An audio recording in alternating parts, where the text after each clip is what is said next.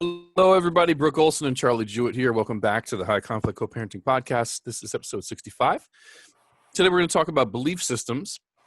And Brooke, you've got these subcategories or little bullets here: development, distortion, reality. I'm assuming, well, for me, reality is always a good thing. But what do these three words mean as you're using them in this context? Well, our belief systems, Kind of a big deal. yeah, they are a huge deal. They drive almost all of our behavior, and they're developed. They're developed in our early childhood, and typically they have a distortion to reality. There's a window by which we see the world, and we begin to develop coping mechanisms to deal with whatever traumas brought in those belief systems. And it's tricky business, because what we want to do is be able to stop and recenter and see what is really in front of us aside from our story. We talk about stories here a lot, and our belief systems are the vehicle by which we create our stories. So, we talked about this in an earlier podcast, this idea that a child oftentimes pre-verbal has an experience. And it's not an accurate experience. It's just a happenstance. Mom's in the kitchen, mom's making dinner, baby's in the crib crying, and the baby feels alone. She gets louder and louder and louder. Mom doesn't hear it because the fan's on and all this stuff's going on. Mom turns off the fan, hears the baby crying. Oh, it's dinner time for the baby. Goes to the room, opens the door just as the baby stops crying.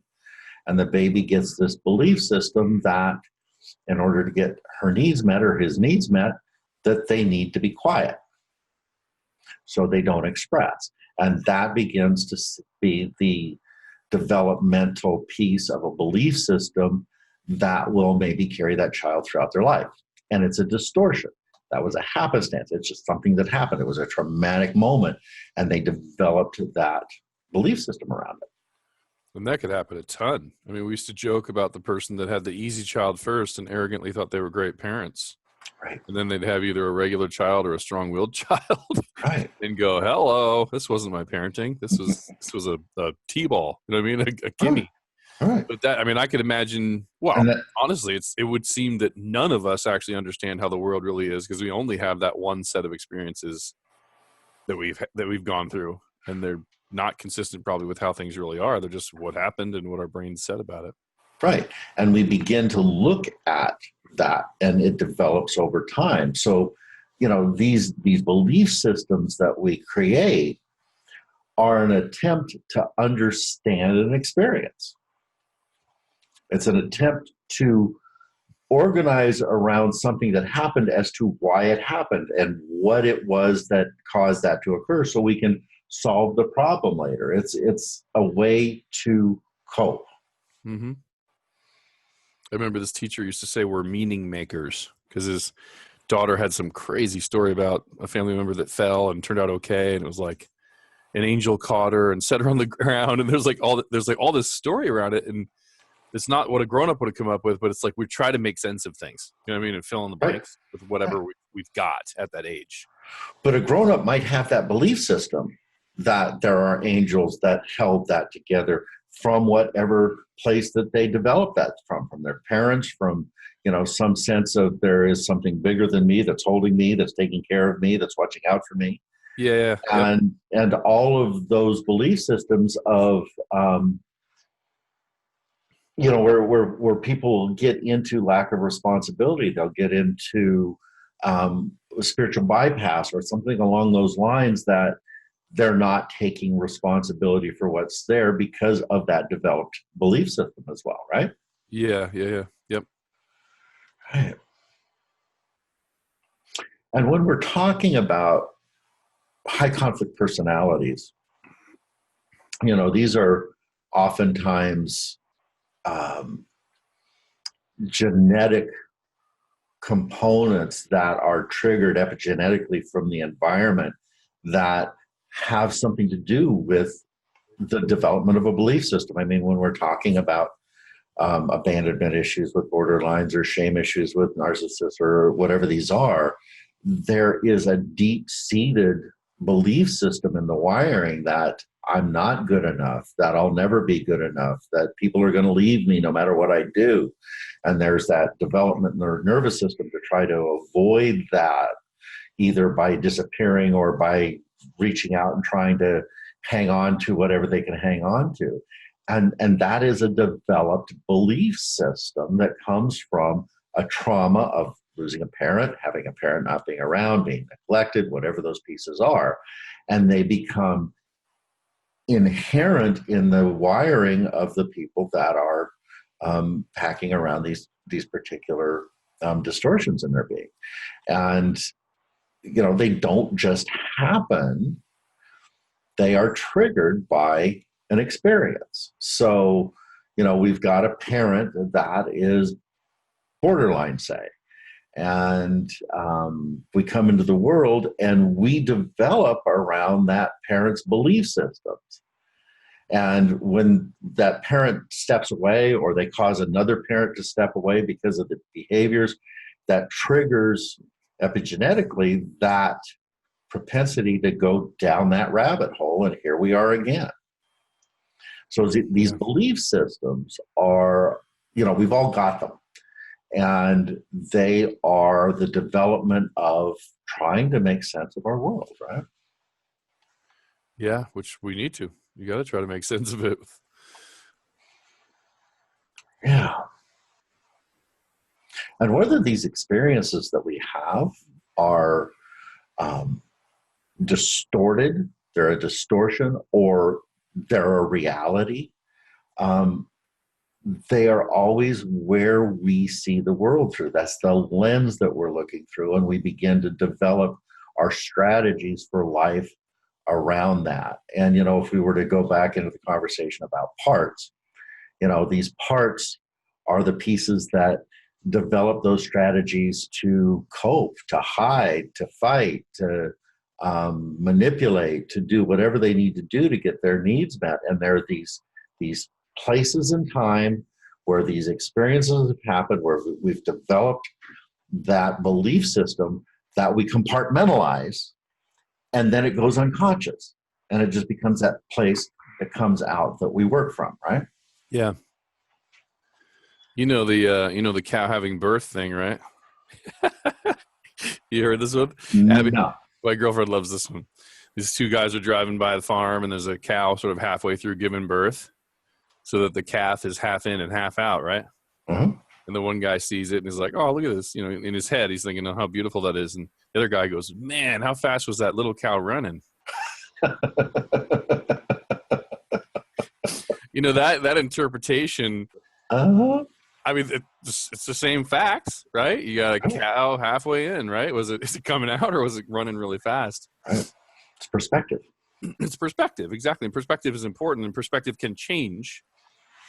And we're back to humility, which is not surprising, right? It's great to return to, right? Right. To the humility to go, my belief system, my one belief system, the belief systems that I have, the one set of beliefs I have as a human out of 7 billion people on the planet are probably not truly reality. They're the best I could do with the limited circumstances I've had. I've even thought, man, I'm like one person, one gender in one town, in one country, one type of living on the planet. I really don't know anything about the human experience, because most humans don't live in Southern California. Right? But a lot of them do. My God. I know. Half. We're looking again at this, Charlie, through the lens of exploration, that my belief in this moment might not be accurate. Right. That I have to challenge that and begin to look at this from another person's perspective, or another person's perspective, or how far can I move outside of myself and see a bigger picture as to how this is unfolding. And for me as a coach, I'm willing to, I'm able to do this with my clients because I've got that Bob, I've got that ability to sit back listen and see how things come through, and challenge these distortions as I see them, and bring them into the conversation. But I have to do that with myself. And we all have to learn how to do that by ourselves. This is that becoming self-aware of, what am I causing here? What is it that's unfolding from my belief system that's causing this chain of events that I can actually come back and reorganize and do something different with. So this becomes that part of, if I don't engage, if I don't just do something and I just sit there and I give this the opportunity to percolate a little bit, then I can get to see what's underneath the hood a little bit more. I can poke around and go, okay, there's something else to be done here. And I can start to attune with what may be going on with somebody else, and begin to solve that problem from their perspective.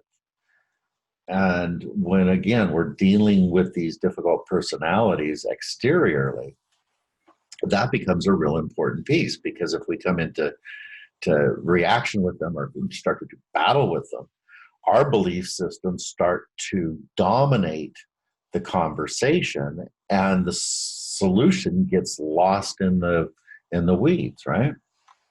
I'm just glad I have permission to tell you to go percolate yourself if I see you going off the deep end a little bit. Yeah. Go percolate on that. Exactly. That's a good word, man. Yeah.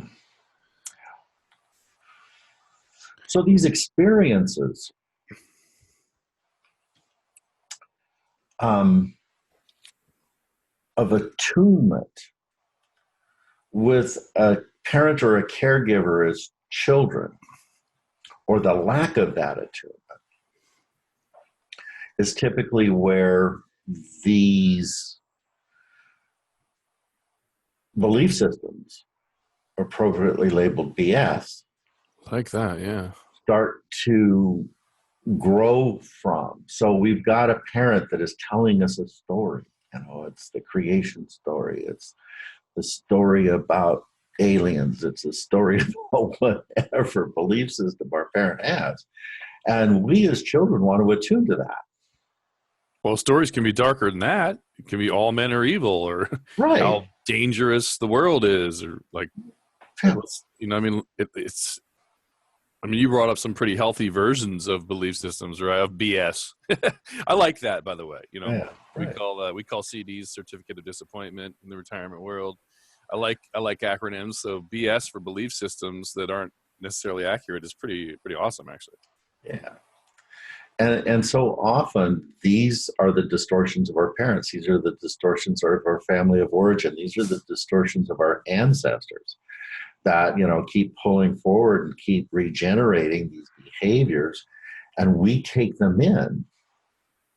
And that attuning, or trying to be like, or try to emulate and fit in, becomes a part of the adaptive mechanism that these belief systems are around. And if we continue to just unconsciously move through those and get lost in these pieces, we're never going to evolve. We're never going to get out of this cycle. I can't tell you how many people that I work with that, my focus obviously is dealing with some of the hardest stuff on the planet, with parenting and high conflict and alienation and all of these things. And I'll have clients come out of one relationship and fall right into another, and be sitting there going, holy crap, here I am again doing the same thing with the same person. It's got a different look, it's got a different feel, but it's the same set of circumstances. And, the belief that just making the change is going to change it is not an accurate piece. And just because this person, aligns with me, is maybe a place where I need to look and go, oops, I need to step back and process this. And it doesn't mean I got to bail, I got to do something else, but I got to start to really wake up to what's going on here, so I can start to solve the problems and change these belief systems about who I am and what I do. One of the things that I learned early on in this, when I started to really do my own work and stuff, was this concept of an idealized self-image. And that idealized self-image is an adaptation of ourself to be able to look at ourselves and go, wow, I'm pretty cool. I'm okay here. And this is my high self. This is what I'm doing that is really good. And again, it's a belief system, because this idealized self-image is just the projection of who I think I want to be, or I think people want to see. And when we start to go in and challenge that belief system, which is a core, strong adaptation to being in the world, and that starts to crumble, the fallout from that personally is just a mess. It is just a hot mess.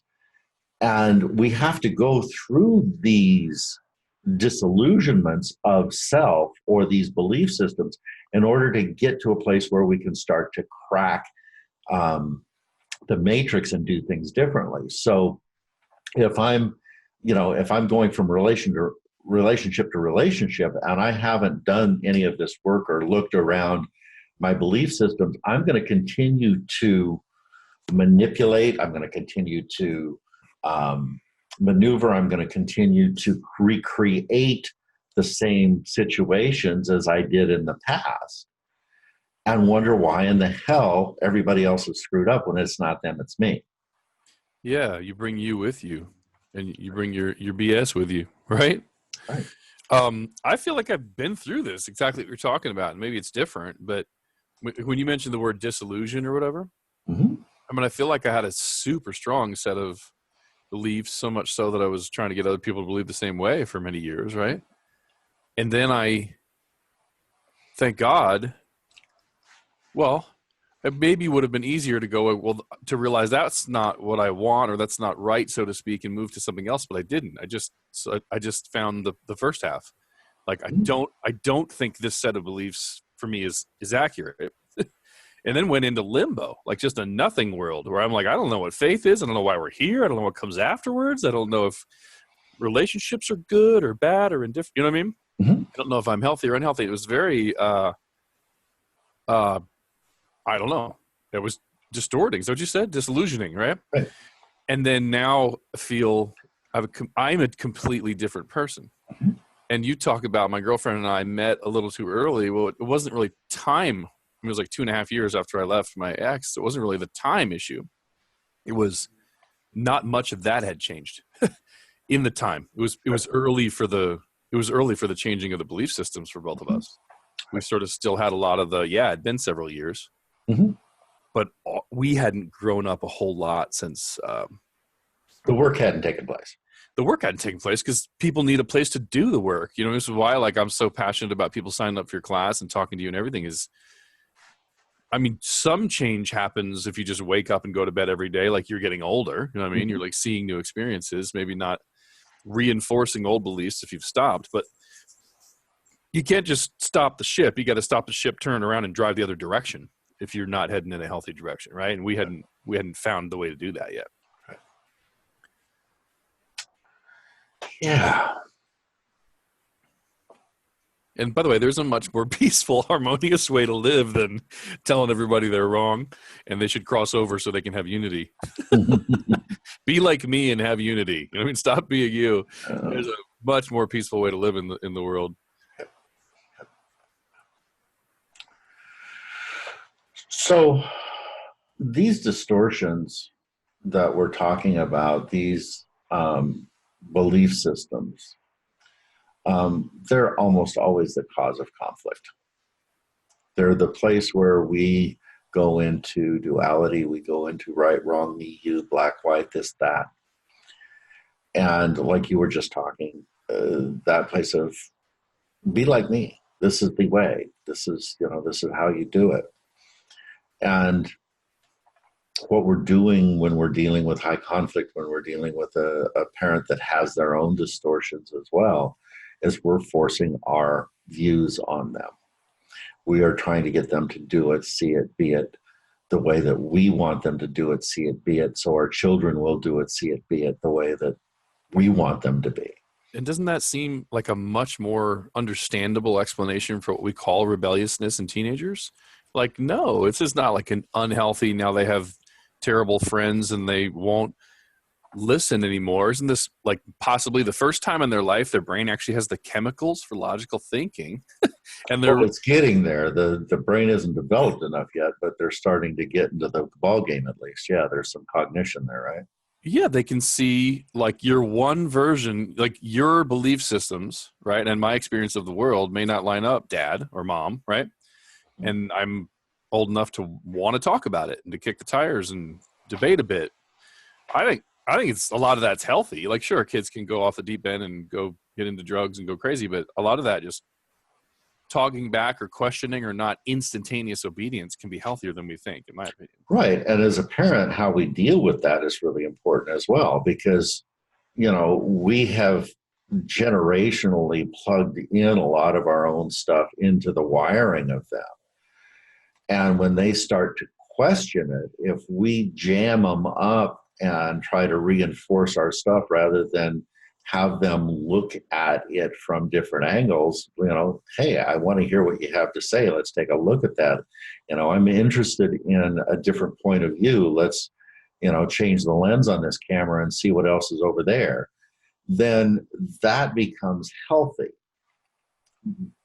But when we don't do that, when we sit there and we go, yes, I am right and you are wrong, and I have the wisdom and you don't, and that's where we start to plow that. That's where the reinforcement of that going down the road can be problematic. And it's the same thing that we're doing oftentimes with the other parent in this arena. So the whole concept of parallel parenting, if it's done well, if it's done consciously, has the component of being able to step back and challenge your belief systems about what is right, what is wrong, what is good, what is bad, from the position of the other parent. And that doesn't mean you have to move off of it, but you have to be able to at least be in relationship with it, right? Yeah, I'm a huge fan of cooking. I'm not a professional chef and not even probably a really qualified home chef, but I certainly love it. And I watch a lot of cooking shows. When you talk about parallel parenting, I mean, it reminds me of two restaurants in town that serve the same dish, and they're different. Like in our area, we have a lot of tamales, you know what I mean? And some tamales have like a whole lot of masa, like a whole bunch of the breading corn stuff on the outside and not very much meat, right? And we sort of prefer the ones that have a lot more meat. But the thing is, it doesn't make one right or one wrong. They're parallel restaurants. It's parallel cooking. That restaurant has a bunch of people that go there and love it, and it's their favorite. And so does this one. And they don't need to talk crap about each other. Just like do your thing.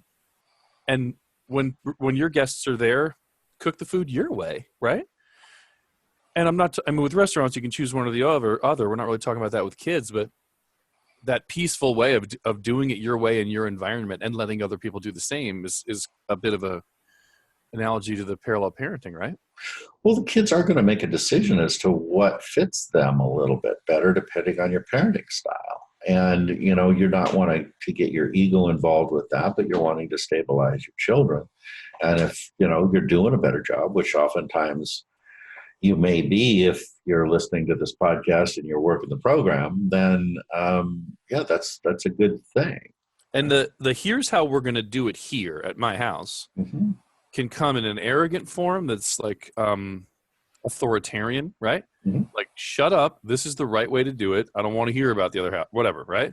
Or it could come with humility in an authoritative way, which is, hey, bud, we're all just doing our best. And I think this is the best way. So for now, we're going to do it this way. And when you're running a household, I think you should do it the best way with the knowledge you have. You should always take the knowledge you have and do your best, bud. And with our children too, with that authoritative approach, and that's a good segue into our next podcast next week, is to bring in the conversation with the child as to, this is the way we do it, and I'm open to what you have to think here. I'm open to hear what your input is. We might not go down that road, but I want to hear what you have to say. And what a healthy thing for people to realize the way the world works, which is your opinion is welcome, but it doesn't mean we're going to change our minds. Right? Because my situation. I mean, I've got like a child that's like, you're doing it wrong. Here's the way it should be. And if you're not going to change, I don't want to see you anymore. Right.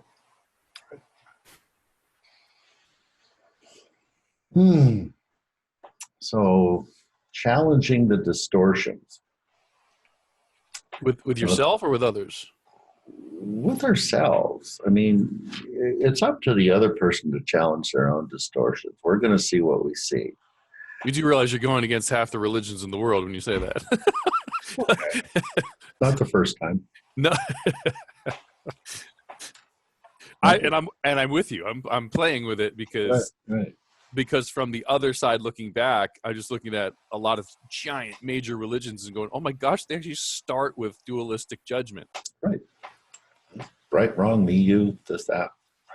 And then go change others. Yeah.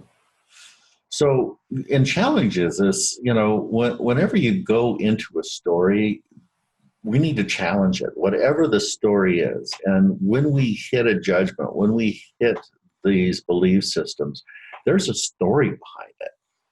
And it's a story that we create in our head. Remember the podcast that we did, What's Your Story, Morning Glory, was all about this. Mm-hmm. And then, we see it. In fact, is this real, or is this just my experience in real time, or in alignment with something that happened in the past? So I'm looking at this going, okay, I've got this story in the back of my head, and then I've got this reaction that I'm having to the story that I've got in the back of my head, and then there's this piece in front of me. And is this in alignment with that?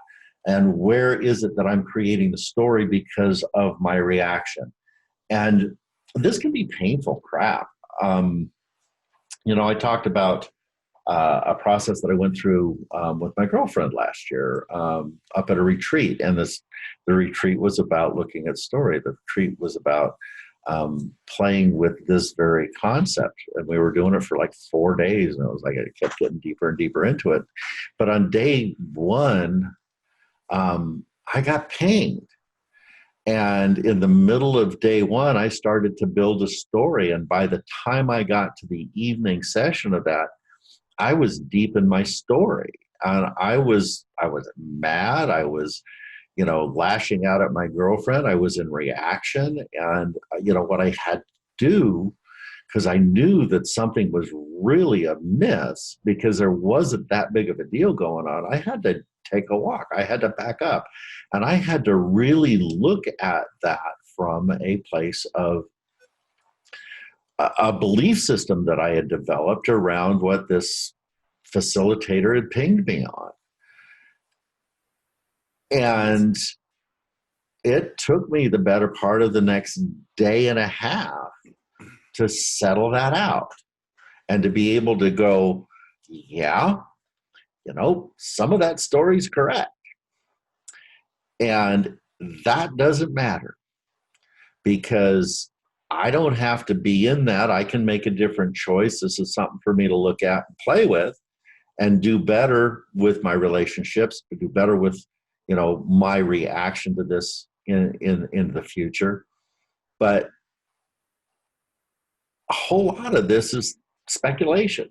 It's an idea that this guy's got something going on that, is his own stuff. And he's putting it on me. And that's his stuff, not my stuff. So to roll it back, to look at, hey, there's story here. That's my distortion.